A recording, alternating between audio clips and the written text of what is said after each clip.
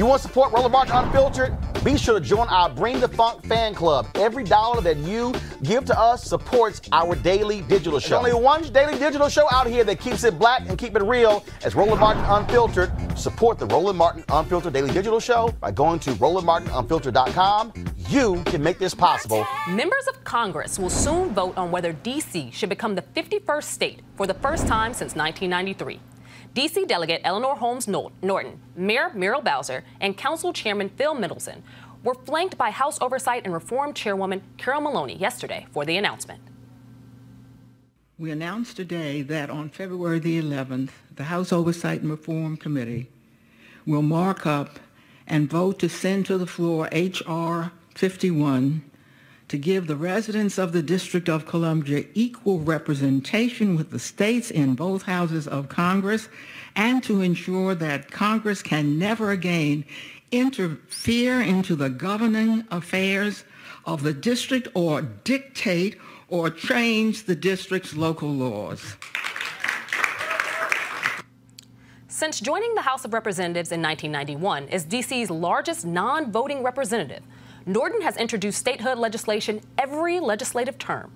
The bill is expected to be voted through committee and make it onto the House floor. Joseph, how do you feel about this? Statehood, it seems like we've been arguing this now for decades. Does it have a better chance in 2020 than we've seen before? And what are some of the factors you think would help to propel it forward? It's hard to see it from here. I mean, maybe if you squint, I think that D.C. has a good shot at statehood.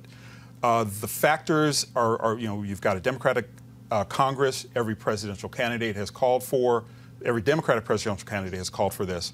But there's a lot of unknowns there, too. I mean, at every turn, when the winds seem favorable, some Republican legislature has come up with a maneuverability bill that has blocked it. D.C. has a good chance. Will it happen? It depends. That's all I got for that. I mean, and I think it's deserved because we pay the largest portion in taxes. We have zero representation. The seat of government is here, and all the laws and governance of D.C. comes through a Congress which has not been accountable to the people of Washington.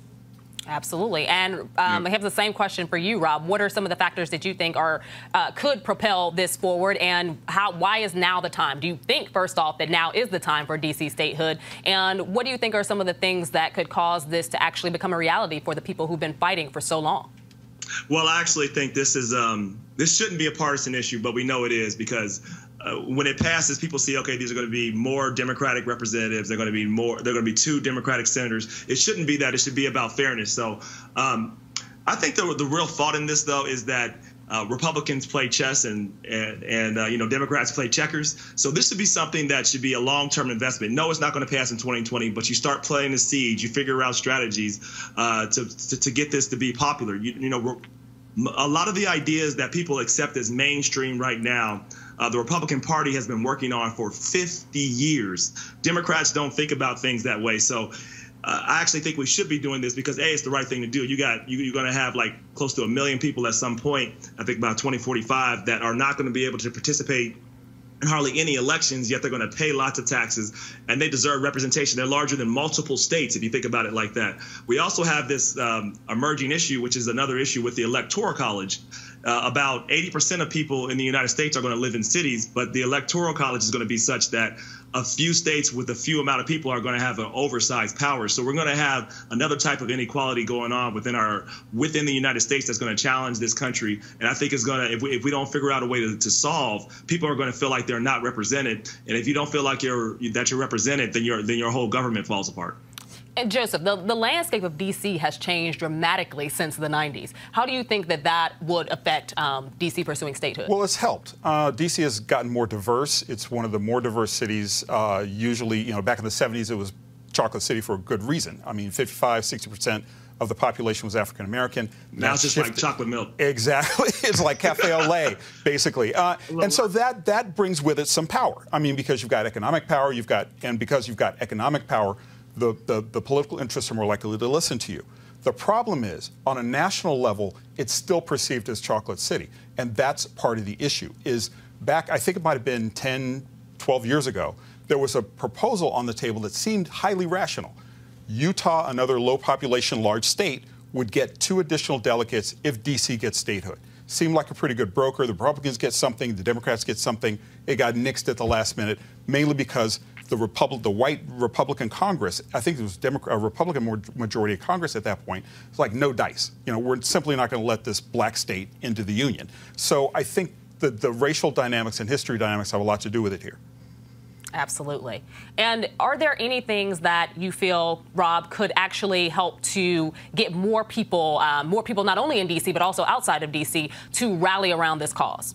I do. I think you gotta have a strategy long term and think about how you message this. We now have the technology to target people. It's part of what I do, right? You can have that. You can have companies target people to make them understand why this is not only unfair, but it's more American to have it this way. And you figure out how to target people from different populations. You have a long-term plan. It'll be like a 10-year plan.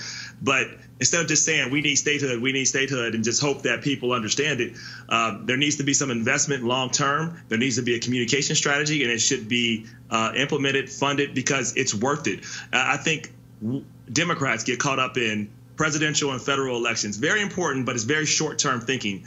In order to really address things, we need some fundamental structural changes. This is one example of many that folks have to invest in the long run, and just can't just try to say, okay, we just need to focus on who's running for president or who's running for federal office. There's a lot of structural things that need to be looked at in order to have a more substantial impact. All right, folks, back to our Roland Martin Unfiltered video in just one moment. Join Dr. Jackie Hood Martin as she engages others to think like a leader. Are you looking to enhance your leadership or that of your team in 2020? Join our newest online course and mastermind group, How Successful People Think. She will be your guide as you learn timeless leadership principles to apply to daily living. Offer expires February 28th, 2020. Register for or start the online course today at livetolead.com/Leadsburg.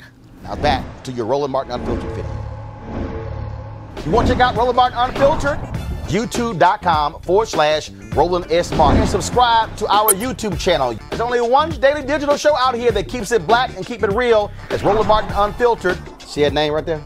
Roland Martin Unfiltered. Like, share, and subscribe to our YouTube channel. That's youtube.com/Roland S. Martin. And don't forget to turn on your notifications so when we go live, you'll know it.